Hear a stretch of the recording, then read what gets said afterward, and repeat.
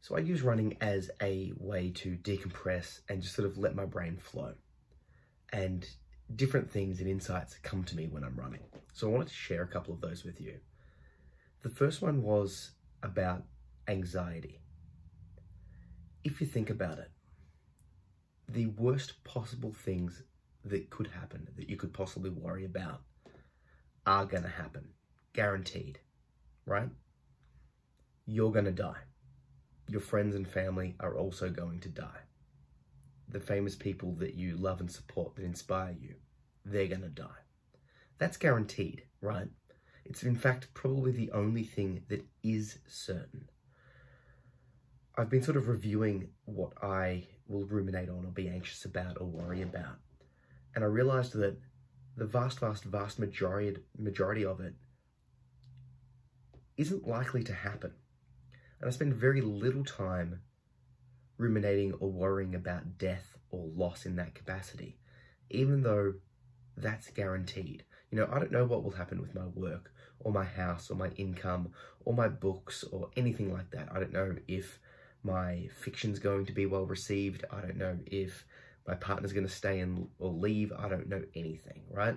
But what I do know is that the people that I'm close to, the ones that I love, and myself, at some stage in the future, we're going to pass. And really, what's worse than that? Now, this can sound depressing, but for me, it felt liberating because it meant that I was free to pursue and to do. I was free to take on the world. I was free to live my life because, well, what's the worst that can happen? You know, if I attempt something, if I release a book and it's not taken on board well, if I share some poetry and people laugh at me, well, I'm not dead. The people I care about aren't dead, right? I can keep going. It's the consequences, the scale, the issue that any of these actions have really is, it pales in comparison to what actually matters in my life, which is the health and happiness of myself and my family and my friends, right? So why not try? It was very freeing. This is something that I want to sort of dive deep into, because when I'm in a bad mental state, when I get focused on a topic, when I start ruminating down a particular path, things get very catastrophized. And it's like, what if this happens? What if this happens? I don't know where I'm going.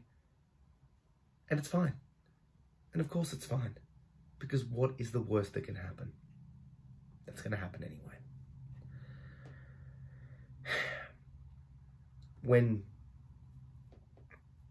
The only problem is when I'm in those mental states, detaching and stepping back and seeing that truth is hard to notice. It's hard to grasp, because the thoughts of anxiety or those sort of ruminations sort of take over and become my entire universe. So now with this little insight, with the idea that, well, the worst is going to happen, like at some stage my son will die. Nothing else matters. And because that worst case scenario is gonna happen, no matter what, that means I'm free to try. That means you're free to try. Now, don't get me wrong. There are nuances and little nitpicky things that you could do that you might say this is worse than death and all that sort of stuff. I get it. But in general, for the majority of people, in the majority of circumstances, that's the worst thing that can happen. It's going to happen anyway, so why not act? Why not act fearlessly? Because what's the worst that can happen? That's not going to happen anyway. Let's just take action and go. So that was the first thing that came to my mind while I was running. The second thing was sort of looking back and detaching and sort of considering what being on St. John's Wort and what that's doing to me and what that's doing to the people around me. So for those that don't know, I've been in quite a bad mental state for the last couple of months, and basically out of desperation, I booked myself in for a psychiatrist. And in the interim, because I was going to be like a month and a half away, I decided to try St. John's Wort. And this is a herbal medicine that is shown beyond placebo to impact mood and emotions and anxiety and that sort of stuff. It does have some interactions, and I'll put a link down below so you can check out the type and the dosage that I take. But, you know, so don't just go on and speak to your doctor. But for me, it's the impact upon my mental state has almost been miraculous. Like, if someone had said, if you pray to this God, this stuff will happen, and I did it, and then, like, you know, I felt this good, I would be a stern believer. I would just be right in church every day, right? It feels miraculous. Where in the past I would be concerned and worried about other people's emotions and feelings and just sort of letting them sit with it. Now I can just sort of let people sit with their emotions, let them be. It's okay for me to just accept that other people are sad and that it's their emotions to deal with. I'm okay with my own emotions and just sitting with them. I feel far calmer. I'm able to walk slower. Just a layer of weight has been removed. The thing is, though, everyone else around me is the same. As in, I'm the only one that's taking the medicine, right? So the changes are in here. And really, they're only seeing how I'm reacting. Now, prior to me taking the medicine, I would have sworn that people may have been picking on me or treating me unfairly, or, you know, other sort of BPD related sort of mental health issue statements, you know? But the thing is they're the same people. So the only thing that's different is how I'm responding to their actions. I'm acting a bit differently. I'm calmer. They're still the same people. But in response to my calmness, they're changing. So it's like how I am impacts how other people will be to me. Now that's an obvious statement, but there's a little bit of nuance here that I want to dive into, in the sense that they're the same. So how they are and how they were treating me in the past is the same to how they are now, in the sense that they're the same people doing the same things, acting the same way, with the same problems, with the same issues, with the same mental states. I'm the one that's changed, and yet they're now responding to me differently.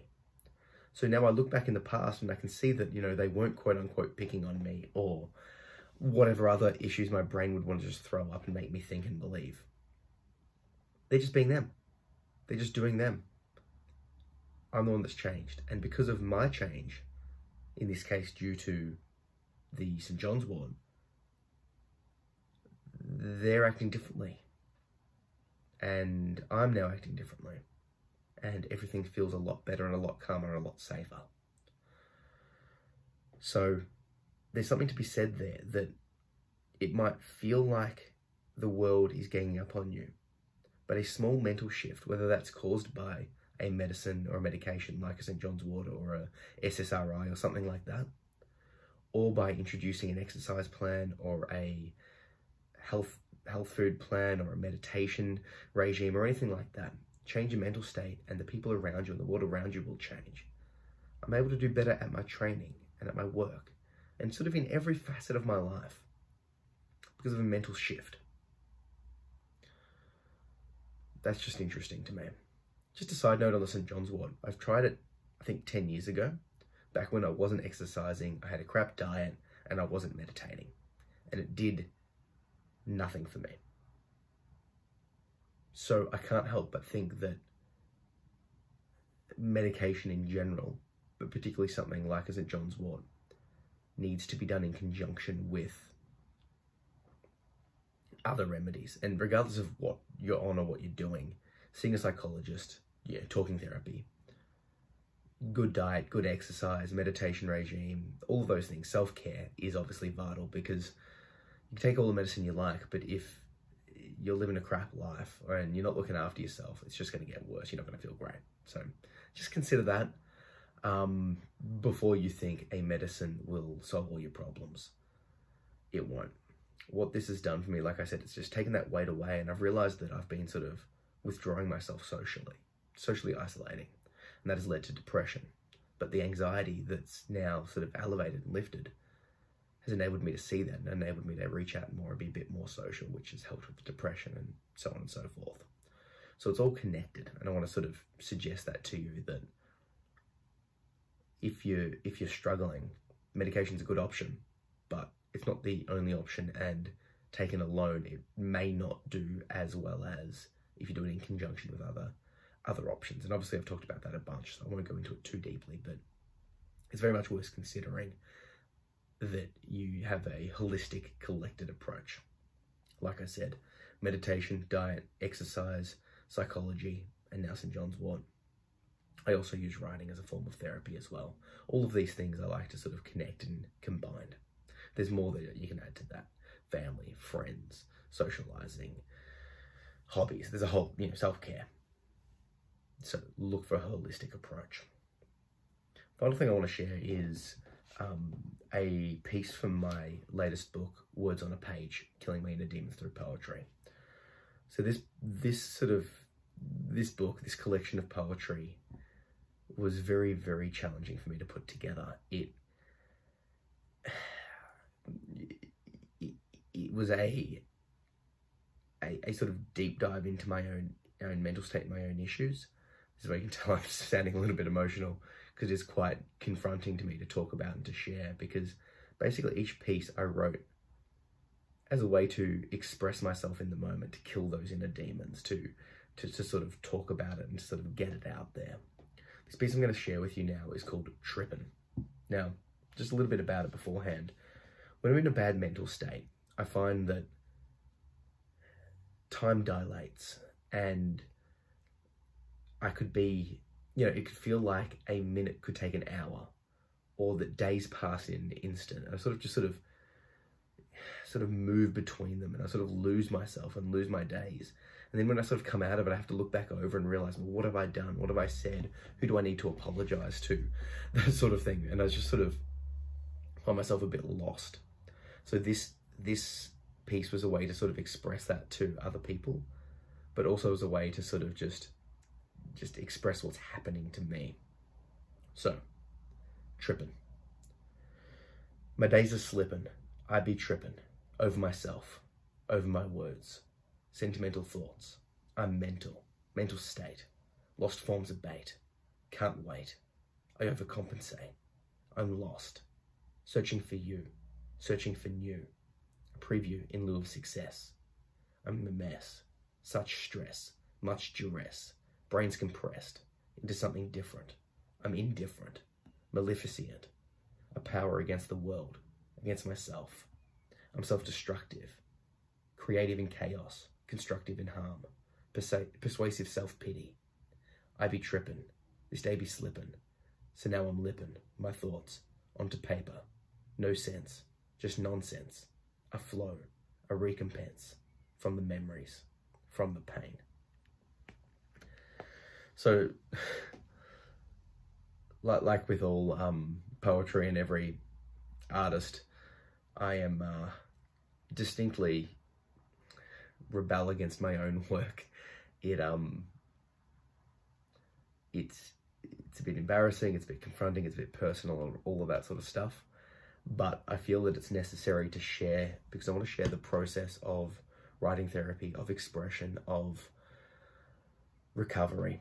So if you like that poem, and if you want to read all of the poems in this book, you can do so. It's out as a paperback, which if you're watching on the video, you can see. I've got a nice, pretty cool front cover design there.